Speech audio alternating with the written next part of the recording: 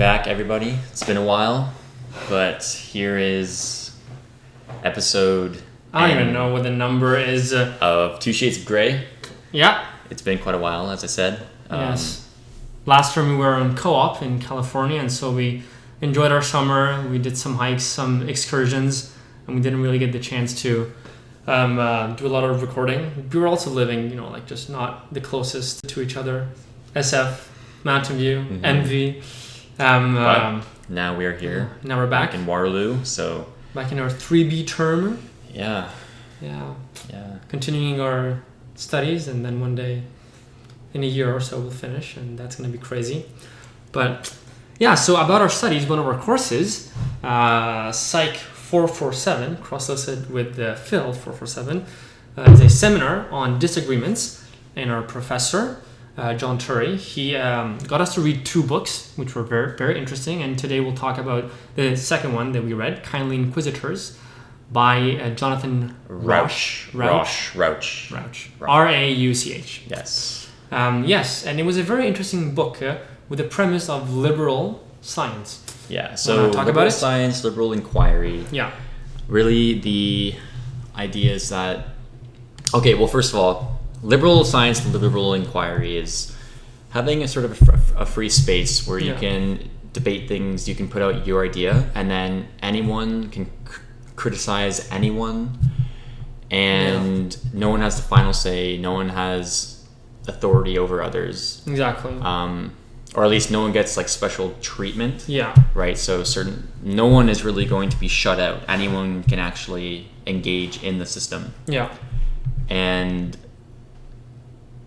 Rauch makes the case that it is the best way to deem what is knowledge and to find truth. Truth, yeah, exactly. Where truth is always evolving, right? Yeah. So you could begin with some sort of truth, and then as you engage in the system, everyone plays the game of science and so on. You criticize others, you learn maybe, okay, this person had this evidence, I am wrong, and then you move forward. And then something is considered knowledge when it has been checked repeatedly by multiple entities. Yeah. And their own methods yielded the same results. Yeah. But these entities also need to have some sort of, validation to them. It's not that you can just have the new theory tested by 100 children and it's like, 100 entities tested that. So obviously assuming that there is correctness or assuming that the method can support itself under pressure and analysis, then you can deem it as valid. Yeah, exactly. And so one of the first points that Rauch makes is that there are various ways to achieve or get to the truth, like various principles or just like ideologies. I think he mentioned 5. I can only remember the 3 main ones. So liberal science, fundamentalism, and humanitarianism. And there's also egalitarianism. Egalitarianism. So basically, which is equality. Exactly, yes. Yeah. But there's also a difference between equality as proportion and equality as just evenly, right? I think we discussed that more in class. I don't think Rauch really went down there, but yeah, we can. I think so. In terms of equality, it's not so egalitarianism. I would say it's more fairness, right? Exactly. Because everyone. So basically, egalitarianism is anyone's opinion is true, or it's not true. It's just equal, right? It's you think this. I think this. Okay. It's equal, but then there's really no truth from them merging into one, right? Yeah. It's kind of like they're both true. At least that's how I interpreted it. Yeah, and then if you follow that way of thinking, then you can never get to one truth because my truth is different from yours, and ours are both equal, so we can't get to a different truth or a mixture of our truths. Yeah. So that was egalitarianism.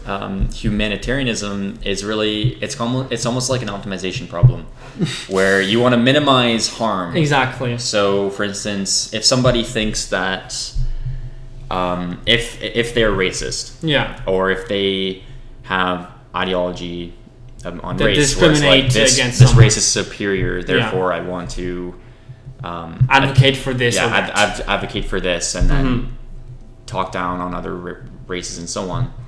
Well, under the humanitarian system, that would be shut out. That would be blocked because that's causing harm. Yeah.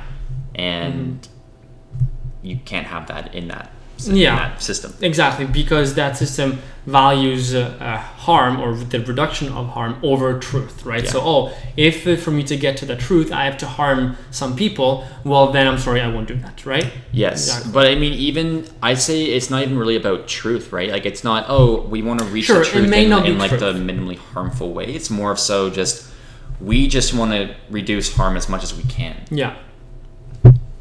And then fundamentalism or authoritarianism is really having one truth that cannot be disputed, or like some system that gives you truths, such as a god, and or like a some text, for instance, like the Bible or whatever. Yes. And that is the objective truth, and then anyone who believes otherwise is shut out, or they are not punished. Considered. They need to be punished. So I mean, and there are a lot of ways to shut it out, but really, their thoughts are not valid.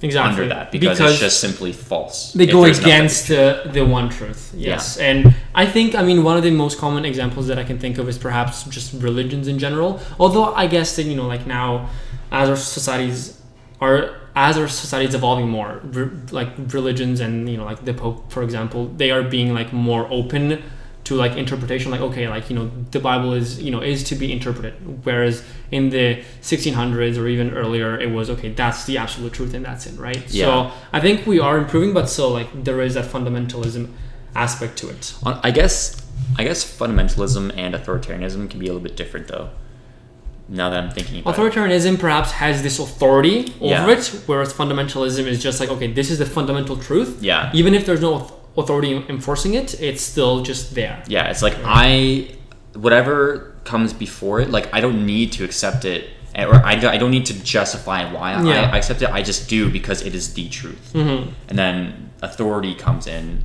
when then you want to then enforce it. Yeah. So I would say that they're different in that sense. Exactly. So following the search of truth, right? Then Rauch also explores liberal science, which basically he argues that it's the best ideology to have in a society that will benefit the most and that will help everyone achieve. I'm pretty sure it's truth. Like, like, isn't the ultimate objective of liberal science to achieve truth? I would say more knowledge, and again, where knowledge is. But isn't knowledge truth? Like, well, it's truth in the best way that we can achieve it, right? So like, our knowledge can be, okay, again, this hypothesis has been checked many times, or this is, there are definitely like facts that we have like settled, right? Like 1 + 1 is 2 in mathematics. If you disagree with that, there's nothing that you can really do because that has just been set out. But then there's also more dynamic things like social dynamics, what is the best political system, exactly, what is the best way to run this, and just anything where you can actually have a debate, where it's not black and white, right? Like, where people have to come together to agree on something. Then so I personally, I can't really see like one truth in there. It's more of like, as we collectively build it, we can deem, okay, this is kind of like knowledge now, again, with it being checked and checked and checked, and then validated, and then it's kind of like a pull request, right? you get to submit it, someone reviews it, so the community can review it if this is open source, and then it gets pushed in. Was it you that mentioned open sourcing class? It's a good point, right? Because and to me, that's the best way to, as a computer scientist and software. You're not a computer scientist. I'm not I'm a aspiring computer scientist. As a computer science major. Yes. That analogy was... Yes, as a student of computer science. Of course. So, the principle is to work together to achieve that knowledge, right? Yeah. In fact, there are 2 shades of gray, right, to all of these arguments. Yes, or more. But I think we should go into some downsides of every single one. Of course. First of all, I did jot some points down from reading the book in our summaries. One of the interesting examples that showed up at the beginning of the book was about parents, right? that believed that the best way to cure their children was through prayer. Okay? Yeah. So that's what they believed. But then just science and society in general said, no, look, your kid has whatever disease, he needs to be treated. But the parents said no, right? Yeah. In the case that the kid died, then the parents would be sent to jail, or they would be prosecuted because they didn't do what was best for the kid. But how can you argue that, right? Was praying really the best? Was science really the best? Like, how do you know, right? See, now so how can you force someone? Like, isn't that a way? Like, isn't that fundamentalism? Yeah. In some sort, right? This is a problem that I actually have not sorted out yet. Basically, and actually, I was talking to the prof in our break, but I don't think we had time to get to it. Yeah. But in that case, right? I think most people who would hear that would say, oh, they shouldn't do that because obviously the kid will die. But then Rauch said, but those parents, they genuinely believe that they are doing the best thing for their child. Like, they don't understand, or at least that's how they understand it, right? They don't see the science, they see it in a religious sense. Point of view, If I pray, a miracle will happen or something. Exactly. But then, is it wrong to just let them do it? And I would say yes. And at some point, I think just in a society, there's always going to be authority, right? I think there's always going to be some sort of hierarchy. Yes.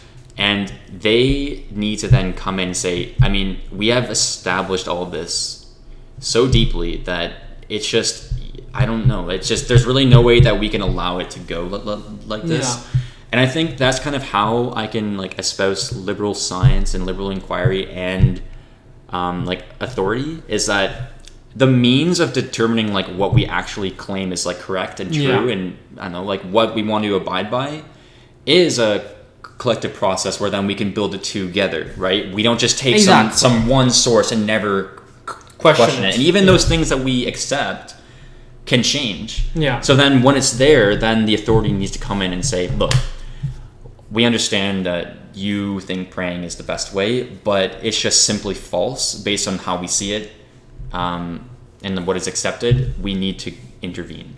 Yeah. So I agree that we need some sort of laws or regulations to follow in society, right? Which I don't think that necessarily makes this approach fundamentalist. But at the same time, I wonder, should those people go to jail, or should they be punished for believing that, right? Because I don't think they should be punished. See, it's hard because their intention is good, right? Exactly, they have good intentions. They're trying to do it, but then they're lacking information, right? Yeah, having laws is also sort of a thorn to encourage people to be educated and to maybe give up those beliefs that are archaic in terms of what is then accepted. But then again, the problem is what if in a hypothetical sense you were correct, but then the commonly accepted view was wrong, and then that view was enforced on you. What if anti-vax was the commonly accepted thing, and you're I want to vaccinate my kids, and you had the means to do it, but then you were jailed because you did it, right? Yeah. And that is a downside of this way of having authority and this liberal inquiry type of thing, or liberal science. But again, you do need some authority at some level, right? It may be bad, but at least liberal science, at one point it could be bad, but then at least liberal science, in theory, it gives everyone and the community the ability to then shift that, right? The net output is positive, right? It's hopefully you have a growing curve. You may have some ups and downs, but then in the end it goes up. Like Shopify. That's pretty stable. Yeah. I mean, and again, I think ideally yes. But it still feels muddy to me. Well, what Rauch argues for is that liberal science insists on freedom of belief, but it does not accept freedom of knowledge. So you can believe whatever you want, but the knowledge is the knowledge, right? Yeah. And so yes, you can argue that that knowledge is not the true knowledge, and you can debate that and bring forward more evidence to find that there's better knowledge or new knowledge or correct knowledge. But you will still have to, just follow the ultimate, like the one knowledge at that point. But you can believe whatever you want. And then Rauch argues that, the really ridiculous ones will just be weeded out by the invisible hand, like Adam Smith, right? So that makes sense. Another argument was about books, right? Say that there is a very controversial book or a very controversial movie. Should that be put out? Should the book be burnt? Should it not be published because it can offend some people, right? Like one of the main arguments was also about people getting offended. Like, do people have the right to be offended, right? Like, hey, look, I'm doing this study that is interviewing Lithuanian citizens, and I'm finding out that Lithuanian citizens die at 50 because they don't work hard, right? Did you say that to me? Right. Should you be offended? Okay, so I think offense is sometimes just a necessary part of being criticized, or it's a byproduct, right? Exactly. It's not necessary, to be honest, but it may happen. And offense is also, in many ways, a choice, or at least you can deal with being sensitive. To maybe like if someone says something that is pretty harsh, I think it's natural to feel like, oh crap. But okay. That doesn't mean that you should say, hey, you shouldn't have done that. It's more of like, okay, well, maybe the truth is hard to hear. Exactly. It could be offensive. Yeah. That's it, right? Yeah. I don't think people should be blocked from offense, and I don't think that offensive speech should ever be censored. Exactly. Because again, it's kind of like if you do start censoring things, it's kind of just like a downward spiral to well then we're gonna do this because it hurts this hurts that, and I'm not. Then where's the line, right? Like there are words that are incredibly bad because they have a very harsh context, like the N-word. I don't even want to say it, but also we like never say it now. So yeah. But why, right? Again, because there is a line. Because we do have some humanitarian aspects, right? Like we have blocked out some of that speech. Yeah. And I personally just I think just saying it if it's like in a title or something is not bad, but it's just still because we live where it's all blocked out, it makes it harder to action. It depends on the context, I think, right? Like you always have to think of the cost-benefit analysis. Hey, look, I'm having a regular speech and I use the N-word. Okay, do I really have to use it? But hey, look, I'm doing a study that is researching the use of the N-word. Then I think that it will be fair to use it, right? So, and I think it definitely makes I don't think people should always use that word, right? Mm-hmm. Or just words like that in general, because there's really it is bad and it does have a bad context.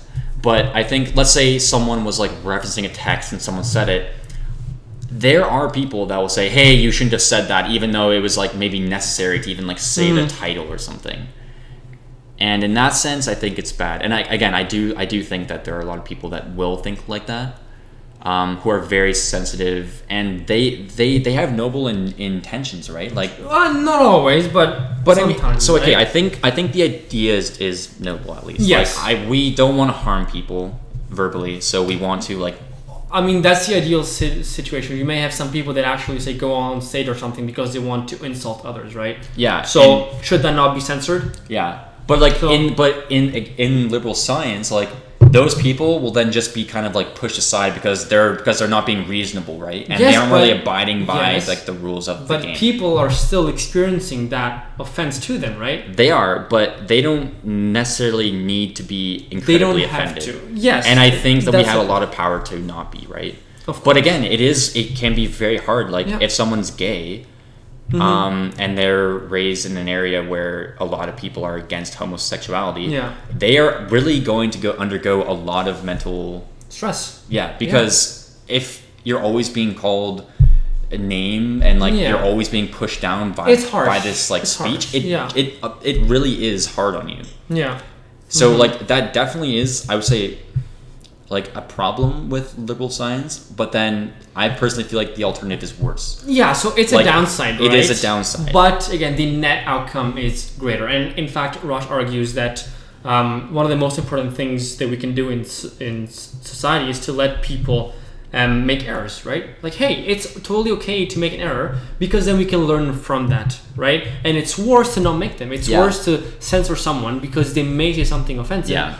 because instead they may actually say something that's useful. Yeah. So there is a risk, yes, as you said. And I think a part of liberal science, which I'm not sure if the book really touched on much, was how to play the game effectively. Yeah. How to do it effectively. How to optimize, kind of, yeah. Calling people names is not inherent to like liberal science, right? It's just without those restrictions of speech, it doesn't encourage it, it just allows it.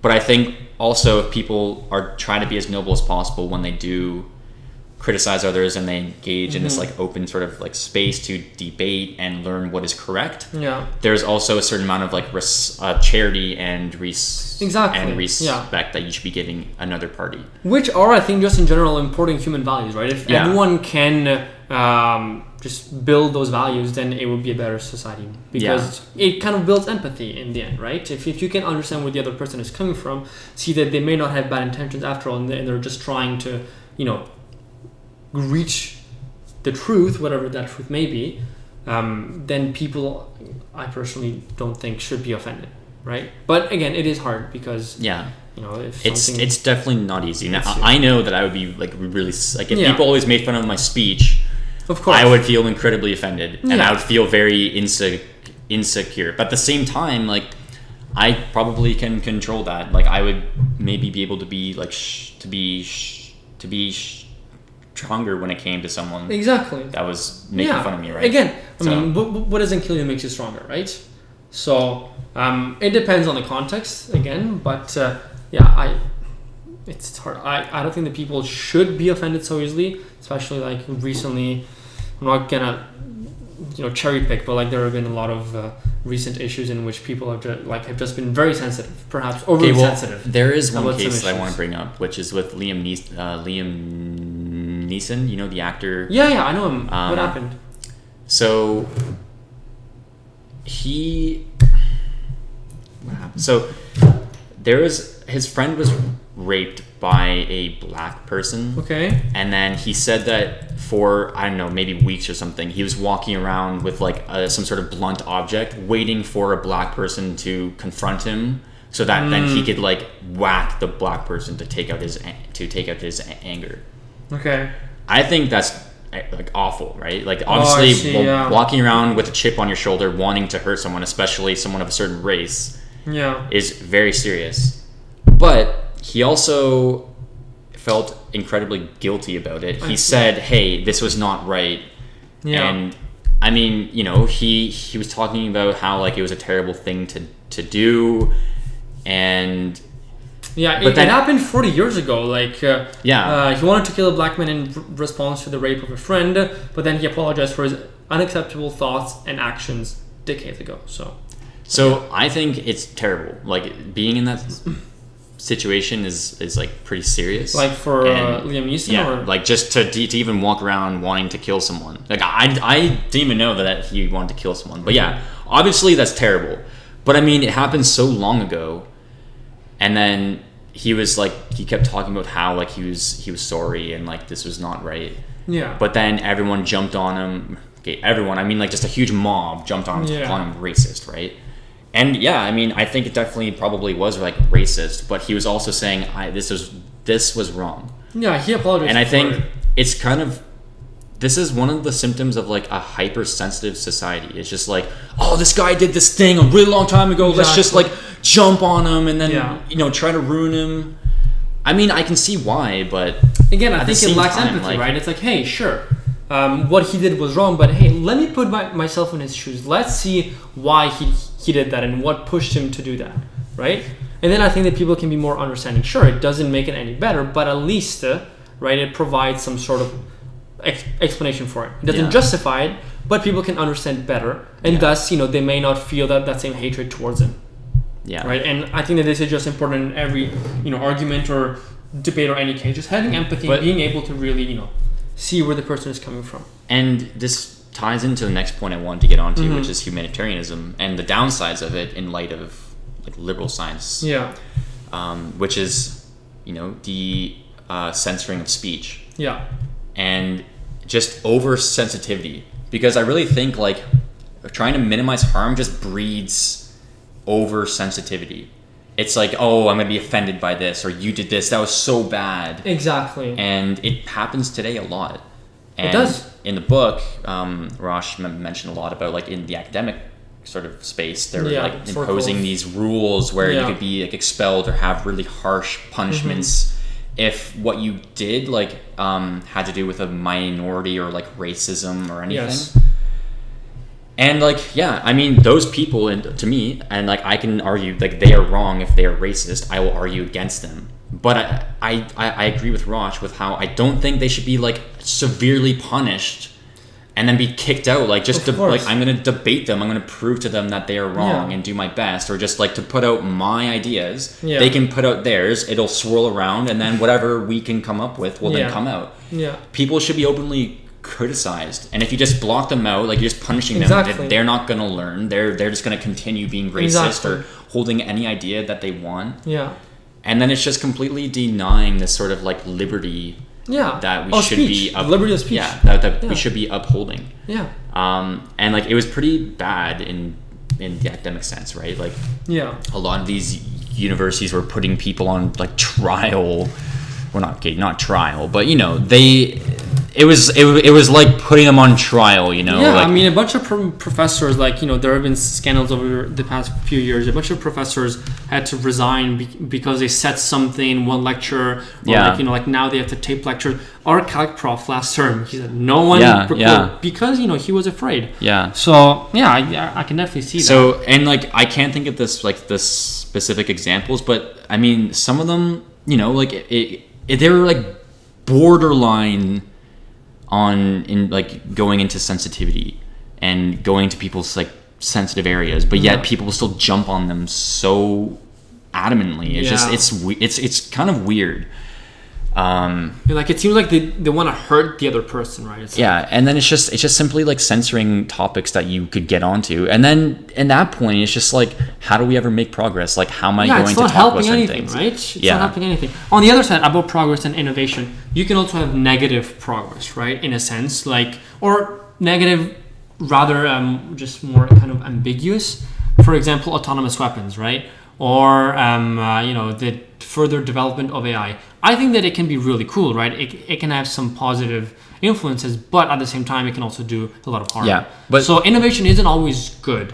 And another downside to innovation is that, so just from a psychological point of view, people need pillars in life, right? And that's why religion has been so successful over the, you know, like last centuries, or 2,000, 3,000, 4,000 years until now, because it gives people, you know, just truths that cannot be defied, that cannot be argued. And so people live a simpler life. It's like, oh, hey, I know that that's true, and that's it. Whereas now with liberal science, you're not sure anymore. It's like, oh, like, is this gonna happen? Will that happen? Is this true? Is that true? And like people, they kind of lose those pillars to live by. Oh, of course, again, the net outcome, I would argue, is positive because it's worth it to, you know, have that kind of discomfort as you're trying to achieve a greater good. But, you know, it's still a discomfort, right? For sure. People may not be willing to go through, like, oh, hey, I believe that, you know, we eat meat because it's always been like that. It's, you know, like in the Bible, animals were made for humans. I will just do it. It's hard to, you know, be convinced otherwise. And so it's still a discomfort, although in the end, it may be, you know, for a greater good. May not, but that's exactly right. It's the approach. It's the criticizing. It's the arguing, it's the debating without attacking anyone and without being aggressive. And that's I have 2 points about that. One is the pillars. So yeah, we definitely look for pillars of truth, right? Because if you cannot latch onto some truth, you're going to feel lost. But I think you can latch onto certain truths, like maybe what has been deemed as knowledge from the liberal process. Or maybe as you do your own searching, you might deem something else as truth, and then you test it. And then if it's not true, you should then be open and be like, I'm not going to just keep arguing when maybe I do see evidence that is like contrary to what I thought. Exactly. So I think it's really about like being charitable to the other position, and then just being humble and like, hey, you know, I can be wrong. I should always like, I can't remember the quote, but it was like it's like constant vigilance when it comes to liberal science, right? Always being aware, like, hey, I can be wrong, and that's okay. Yeah, exactly. Other people can be wrong, and that's okay. I simply will just play the game and try to find what is true with them. Yeah. The second thing is that I feel like it's kind of a meta part of liberal science. Like, it does progress, but you can also determine when progress is not good. So like with nuclear like weapons, let's say everyone was putting in their own, like, let's say you have sort of this, like, the sphere of where like all the ideas are going and being checked, and you have all these inputs, and someone's like, hey, I can build it, but then someone says, well, what about the ethical part? This is not good. And then, so yeah, we are capable of doing it. We are progressing like in terms of technology, but then they didn't consider the ethics. And then someone who has the ethical knowledge and then point it in, and then maybe from there then determine we should not actually do it. And that is progress. It's progress towards like safety and security. That is true. Yeah. But then again, that can always change, and I think that's the beauty of it. So maybe pillars can be found in like activities and habits, especially too, like not just truths, like not being, oh, I'm going to be a fundamentalist and this is the only pillar that I can have. It's like, I'm so dedicated to maybe like to running, but then I also look for truth, but I'm always like charitable and humble when it comes to, and open to other opinions, and right? Like just being open-minded, I think, is a big part of this.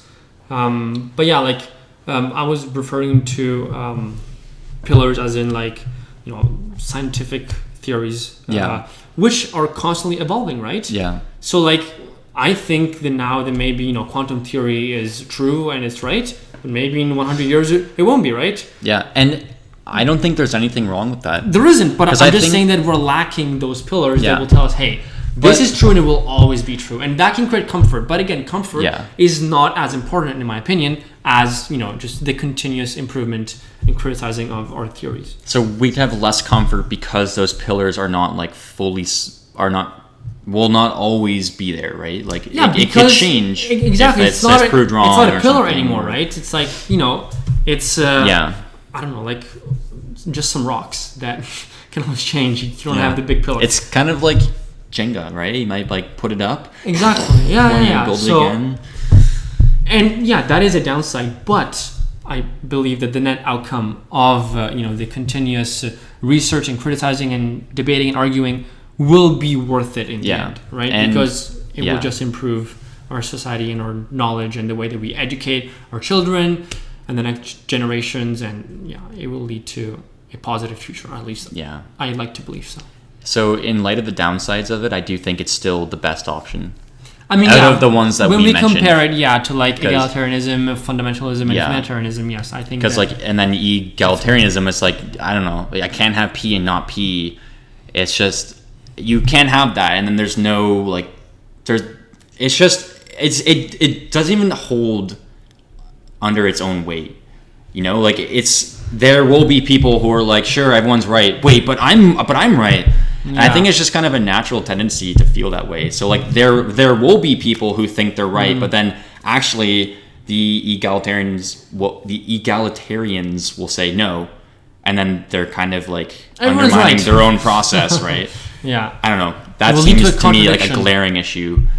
And then fundamentalism or like authoritarianism, I cannot just take one thing that can be the truth unless it's like it can be proved fully that it is. And like that's the problem, because then you can get people that then believe in all these things that are like crazy, and then, you know, there's no way to move forward. It's just like, I don't know, I can't disprove you, but I mean, you will never see it. It's like being in a circle, and then there's a greater circle, and you can never like you never see outside of it. Never ends. I think that like the main point to take away from the book is that you know, people should not be punished for having a different belief, right? And they should always be willing to be criticized for their work, and being willing to you know, work with others to either prove their theory further or to disprove it, right? Because in both cases it will result in an outcome that will further the research. So I think that like that is the gist of liberal science, to, you know, be open to criticism, criticize others, to not take things personally, and to like be open-minded, empathetic, charitable, and to just go towards progress. Like progress seems like the underlying motive for this. For the way I see it is just anyone can play it, and no one gets to end it. Right? It's just no one has authority, and anyone can engage. At least no final authority. Like there is like temporary authority. Like okay, like there's no like final say. It's not like this issue is settled forever. Exactly. It's like okay, it's settled for now. Unless it's something like 1 + 1 is 2. Like that's just like a definition. It's a fact. But like 10 + 9 is 21. Triggered. No, actually it's 9 + 10. Not 10 + 9. That just sounds odd. But yeah. Associativity does not hold. I'll prove it to you. How dare you? All right. Well, my specific remark for this part was: can society learn to put personal beliefs aside and be open to new ideas without getting offended or punishing others? Can society do that? Can society do it? Yeah. Can we learn to put personal beliefs aside and be open to new ideas without getting offended or punishing others? I don't think we can never not be offended, but I think that we cannot punish them. But we can aim towards never being offended. I think we can. It's an asymptote, right? Yes. You're getting. It's like you're continuously going like up, but then you're never gonna hit it. Yeah, like there's some limit, but I think fine. we can get better, right? Yeah. It's like again with, let's say, racism. 50 years ago, maybe a lot of people would be very racist. Yeah. Now fewer are. I don't know. To me, it goes exactly forward. I'm only racist to Lithuanians. But I'm saying forward. I'm kidding. But I'm also, that's like normative, right? I'm saying like this is the way that it should go. Exactly. But you can debate me on that. Next episode. Criticize me. Yeah, it was a really good book. I enjoyed it. Next time we'll talk about the first book by Jonathan Haidt, by The Moral Foundations. The Righteous Mind. The Righteous Mind. Very, very good book. Is it really righteous? It's righteous, man. Yo, that's freaking righteous. All right. Well, these are our thoughts on Kindly Inquisitors. A few of our opinions on some of the points that Rauch, whatever his name is, made. We hope you enjoyed it. And if you have any thoughts or comments, let us know. And we'll see you back next time. See you later. See ya, guys. Gooch man. Nice.